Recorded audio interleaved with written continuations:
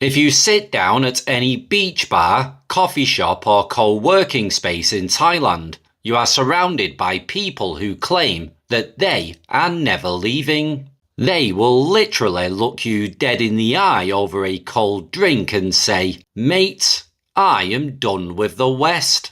The UK is finished. Europe is a mess. America is unlivable. I've found paradise and I'm staying here forever." And they all sound completely convinced. They've got the tan, they've got the tropical shirts, and they've got a social media feed full of envy-inducing photos. But if you've been out here long enough, you learn to take those statements with a massive pinch of salt, because you know a statistical reality that the newcomers don't. Most of those people will be packed up and sitting on a flight back to their hometown within 3 years. So, welcome back to Thai Talk with Dan Unleashed. Today, we are taking an honest look at a psychological phenomenon known to seasoned residents as the 3-year expat wall. When people pack up their lives to move to Southeast Asia, they brace themselves for the initial challenges.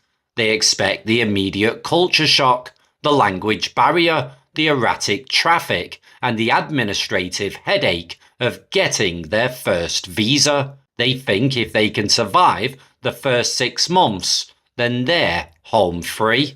But the real filter doesn't happen in year 1. It doesn't even happen in year 2. The real psychological sledgehammer hits right around the 36-month mark. It is the exact point where the novelty completely evaporates, the coping mechanisms wear thin, and the stark reality of being a permanent outsider crashes down. So, let's break down the hidden anatomy of the 3-year wall and why it forces so many expats to quietly quit paradise and go back home. Now, to understand why the wall hits so hard at year 3, we have to look at the emotional trajectory of the years leading up to it. Moving to a country like Thailand follows a very predictable psychological U-curve, but people constantly misinterpret where they are on that curve. Year 1 is the honeymoon phase. Everything is a novelty. Everything is an adventure. If you get stuck in a massive Bangkok traffic jam, you find it amusing and chaotic. If an immigration office makes you sit on a plastic chair for 4 hours for a basic stamp, you shrug your shoulders and call it a quirky cultural experience. You are living on a high of dopamine and escapism. Your brain treats the environment like an extended vacation because your financial and emotional ties to back home are still fresh in your mind, and you feel like you've cheated the system. Now, year 2 is the navigation phase. The initial euphoria begins to wear off and routine sets on in. You settle into an apartment, you find your favourite local restaurants, you figure out how to order your food in basic Thai, and you build a social circle. Now this is actually the dangerous phase, because you start to experience a false sense of security. And you start to think, okay, I've cracked this. I know how things work. But in reality, you are still operating on the surface. You are skimming across the top of Thai culture, living inside an artificial bubble of convenience, cheap food, and pleasant interactions. And then eventually, you will cross into year 3. And this is where the honeymoon doesn't just end. It gets completely obliterated by reality. By year 3, the novelty has a 0% survival rate. The sensory overload that used to feel exciting now just feels exhausting. The heat stops being a tropical luxury and becomes a daily physical irritation. The chaos stops being charming and starts being incredibly inconvenient. But the real crisis isn't physical. It's psychological. By year 3, you realise that the superficial lifestyle of eating street food and drinking beers by the beach is no longer enough to sustain a human identity. The deeper structural realities of living long-term in a foreign state start to press against your brain, and you realize you are standing at the base of a massive emotional wall. Now, the first major brick in that 3-year wall is the psychological weight of what I call the permanent guest status. When you first arrive, the legendary hospitality of Thailand sweeps you off your feet. Everyone is smiling, everyone is polite, and you feel incredibly welcomed. It's an amazing feeling, especially if you come from a cold, individualistic Western city where neighbours don't even look each other in the eye. But by year 3, your brain begins to process the difference between being welcomed as a guest and being integrated as a member of society. You start to realize that no matter how fluent your Thai language skills become, no matter how much money you invest in local business, no matter if you marry a local and have a family, you will always, fundamentally, be classified as a farang. You are a transaction. You are an outsider. And that outsider status is enforced systematically by the bureaucracy. And around year 3, the endless cycle of visa tracking, 90-day reporting, and rule changes stops being an administrative game and starts to feel like a psychological tax on your peace of mind. And then you realize that your entire life, your business, your home, and your right to wake up in your own bed is entirely dependent on the stroke of a pen by an immigration official who doesn't know you and doesn't care about you. The system is designed to remind you constantly that you are a temporary entity. You are occupying space on a rolling lease, and that lease can be altered or cancelled at any moment based on macro political shifts. Now, living with that underlying low-grade instability for 12 months is easy. Living with it for 24 months is manageable. The cumulative weight of that structural anxiety starts to erode your mental health. You look down the barrel of the next 10, 20 or 30 years and you think, am I really going to be standing in this same immigration queue, showing photos of my bank account and my marriage certificate just to prove I have the right to exist here when I'm 75 years old? And for many people, the answer is a resounding no. The psychological exhaustion of never truly belonging, of never being allowed to put down secure roots, is the exact point where they start looking at flight prices back home.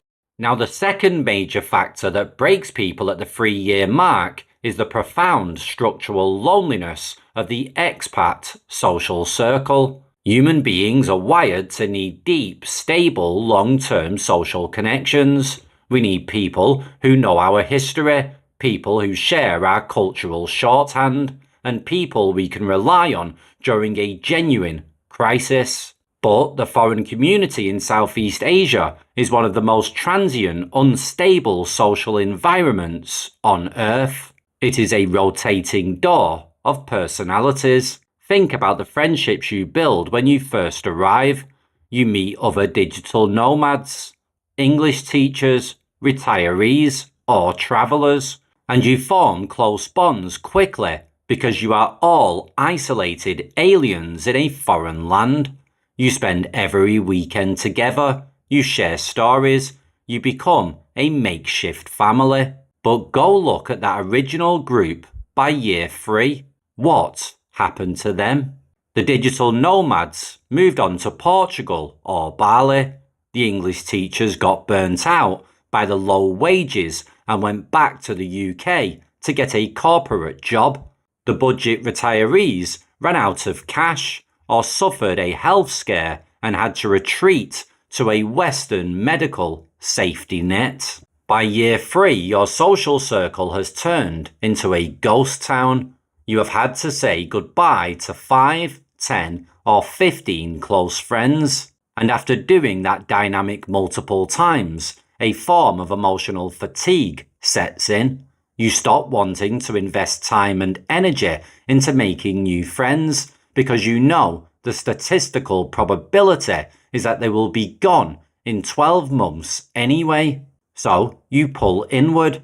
You stop going to the expat meetups. You stop engaging. You find yourself isolated inside your apartment or your house. And if you haven't built deep, authentic, fluent connections within the local Thai community, which is incredibly difficult to do due to the profound differences in cultural worldviews, social hierarchies, and language nuances, you find yourself completely marooned. You are disconnected from the West, but you are entirely locked out of the East. You are living in a social vacuum, and that vacuum is a breeding ground for depression and severe homesickness. And then we move on to the final brick in the wall, and that is the crisis of identity.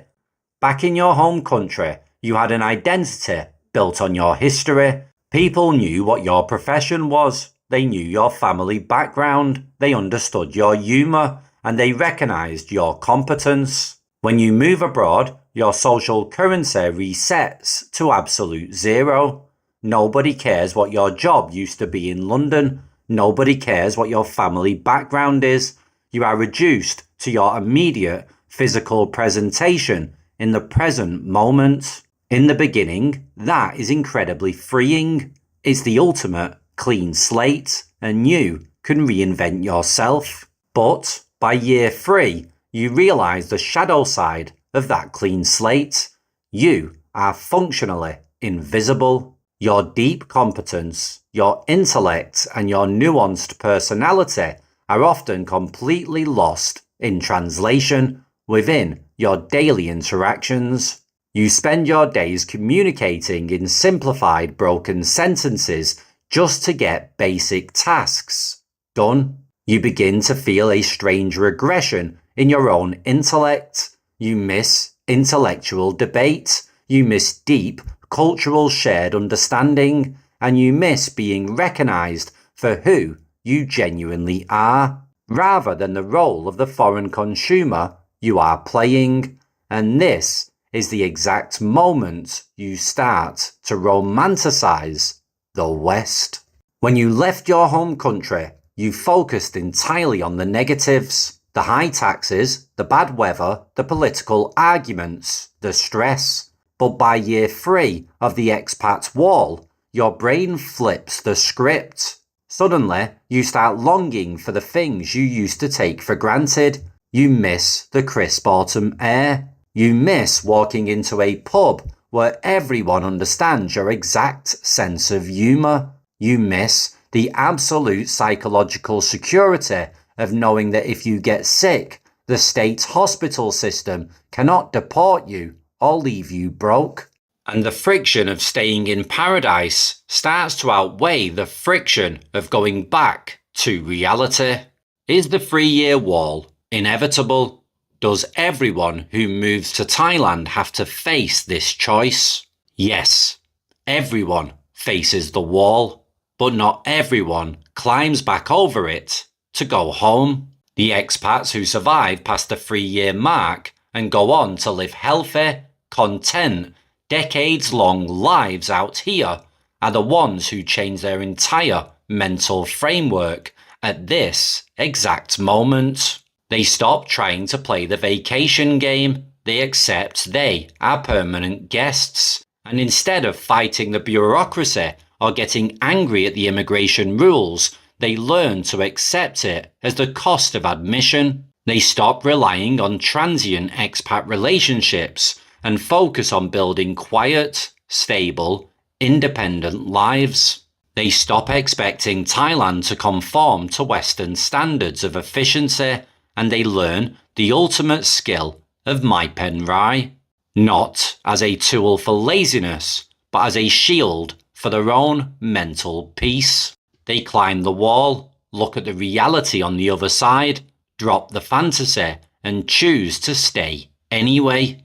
But if you are sitting at that 2 or 3 year mark right now, and you feel that creeping sense of isolation, anxiety, and exhaustion, don't feel like a failure. Don't think there's something wrong with you. You are simply experiencing the natural, predictable filter of the expat experience. Paradise isn't a geographical location, it's a state of mental stability, and sometimes the bravest thing you can do is admit that the adventure has run its course. Pack your bags and head home. But let me know your thoughts in the comments. Have you hit the 3-year wall yourself? Did you push through it, or did you choose to go back? Let's get a real conversation going down below. And don't forget, hit that subscribe button for more unfiltered, raw insights from the ground. This is Dan, Unleashed, and I'll see you in the next video.